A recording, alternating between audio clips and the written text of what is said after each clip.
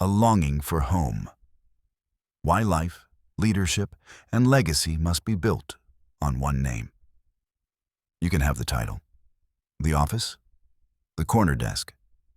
You can build the brand, stack the clients, hit the quarter, and still feel the ache. That ache isn't just burnout.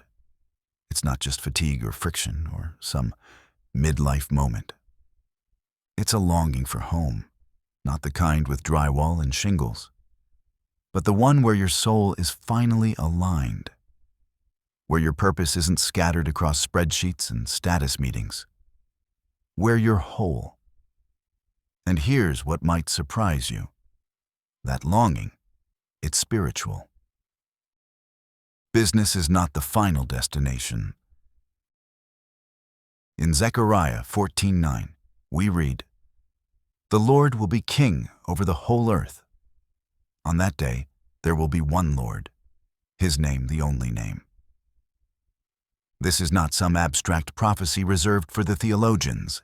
It is leadership gold, strategy for the soul, and the map for navigating your Monday and your mission. If you're in business, heck, if you're in life, you know the game of names. Whose name is on the project? On the plaque? On the list of keynote speakers? On the invite? We spend a lot of our energy building names. Personal brands, business names, domain names. But Zechariah disrupts that hustle with one piercing truth. There will be only one name, and it won't be yours. Leadership rooted in lordship. Now, before you feel discouraged, take a breath. This is not about minimizing your ambition. It's about maximizing your alignment.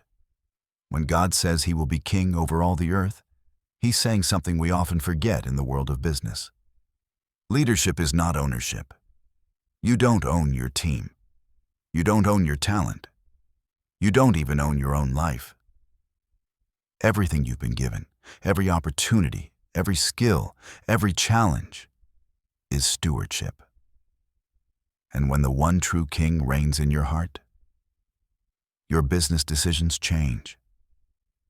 You stop measuring success in likes and leads and start measuring it in legacy. But what about the grind? Let's be honest, running a business, leading a team, and building a life are not always inspirational. Some days, you're just trying to keep the lights on. But that's where this verse speaks most powerfully. Zechariah was writing to a people who had been in exile for 70 years. Their businesses were broken. Their economy was trash. Their homes were in rubble. And still God spoke, "I will be king.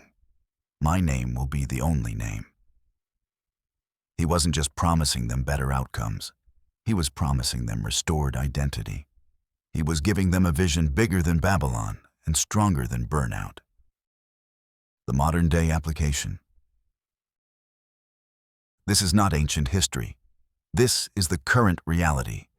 You and I are living in a marketplace filled with noise, competing messages, competing values, and competing names. But Zechariah 14:9 gives us a choice. Who's really in charge of your business? Whose name is driving your goals? Is it your reputation? Your need for control? Your financial independence? Or is it the name of Jesus, the only name that carries both power and peace? Because when his name is first, everything else gets ordered. Reflect and rebuild. Now here's the mentor part. The gut check. Take 10 minutes this week, just 10. Sit with these questions. Where am I trying to be king instead of a steward in my business? What name am I prioritizing more than God's in my leadership? How would my decisions shift if Jesus were sitting in the boardroom? And then take action. Pick one place in your business or life where you will intentionally let God's name lead this week.